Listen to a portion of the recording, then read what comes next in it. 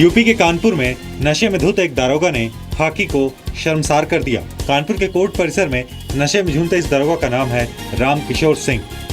लेकिन दारोगा नशे में इस कदर डूबा है कि इसे अपने वर्दी तक का ख्याल नहीं रहा। आसपास के लोगों ने दारोगा राम किशोर को उठाने की कोशिश की, लेकिन नशा इतना ज्यादा था कि दारोगा कभी सड़क के किनारे गिरता तो कभी कीचड़ पर। दारोगा राम किशोर नशे की हालत में कई घंटों तक ऐसे ही तमाशा करता रहा।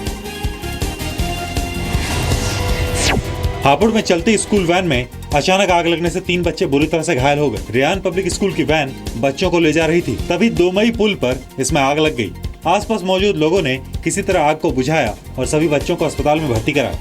लोगों ने ड्राइवर को पकड़कर पुलिस के हवाले भी किया। जो गैस है ना, गैस का पाइप में गैस उससे रिसाव से हो गया और उससे तुम्हारी आग लग गई। 4 बच्चे घायल, 4 बच्चों के जल गए पैर। कानपुर देहात में एक नाबालिग लड़की ने रेप के बाद खुदकुशी कर ली। आरोप है कि गांव के दबंग कुंजीलाल ने लड़की के साथ बलात्कार किया और उसके साथ मारपीट भी की। आरोपी कुंजीलाल ने लड़की को शिकायत करने पर जान से मारने की धमकी भी दी। लड़की ने इसके बाद अपने पिता को हादसे के बारे में बताया और दुपट्टे से खुदकुशी कर ली। इतनी बुरी तरीके मारा है कि मेरी बेटी इतने पैरों से सदी हुई थी, बड़बड़ा के घर में आई, सैदत मान के उसने फांसी लगा ली। इसके जिम्मेदार सूरद्दीन और उसका बेटा कुंजीलाल।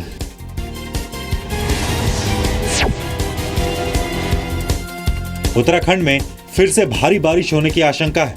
उत्तराखंड के देहरादून, उत्तरकाशी, रुद्रप्रयाग, चमोली, पिथौरागढ़, बागेश्वर, अल्मोड़ा, नैनीताल और चंपावत जिले में आज शाम से अगले 72 घंटों तक भारी बारिश का अलर्ट जारी किया गया है। मेट डिपार्टमेंट ने 4 धाम यात्रियों को भी सतर्क रहने को कहा है। आशंका है कि 1 या 2 जगहों पर बहुत ज्यादा बारिश हो सकती है।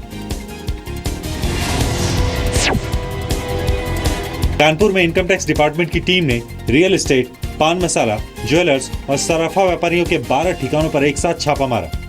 आयकर विभाग की टीम ने पुरुषोत्तम दास ज्वेलर्स के राजेश गुप्ता, बिल्डर एस.के. पालीवाल, पान मसाला उद्योगपति ओम प्रकाश डालमिया और श्री प्रकाश डालमिया के ऑफिस और घर पर एक साथ रेड डाली। इनकम टैक्स डिपार्टमेंट की टीम ने यहाँ कंप्यूटर और दस्तावेजों को अपने कब्जे में लिया।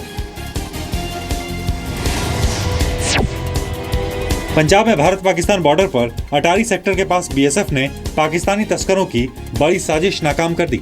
बीएसएफ ने अटारी बॉर्डर के पास नारली गांव से 21 किलो हेरोइन, 1 शॉटगन और 3 कारतूस बरामद किए हैं। इन सभी कारतूसों पर मेड इन पाकिस्तान लिखा हुआ है।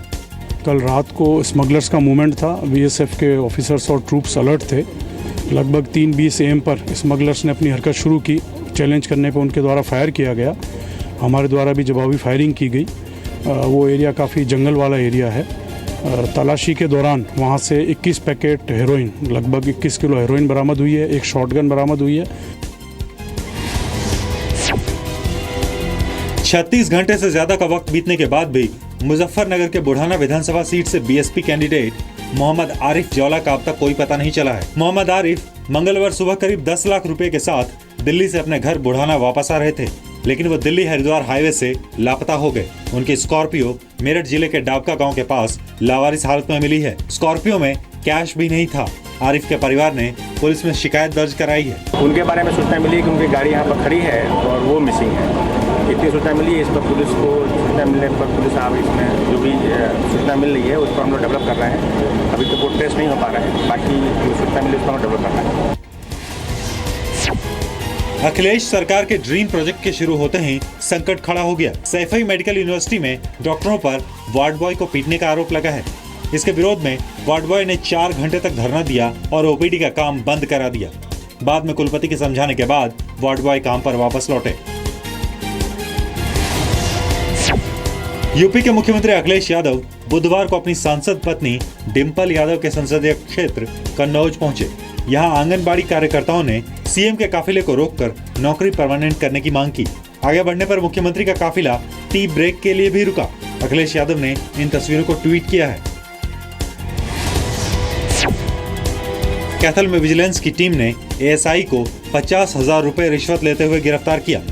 एएसआई राम मेहर ने एक मामले में आरोपियों की गिरफ्तारी और डकैती की धारा जोड़ने के लिए 1 लाख रुपए रिश्वत की मांग की थी, जिसमें 50,000 रुपए पहले और बाकी 50,000 रुपए काम के बाद देने की बात तय हुई थी। एएसआई के पैसे लेते ही विजिलेंस टीम ने छापा मारकर रिश्वत जब्त कर लिया और उसे गिरफ्तार भी कर लिया।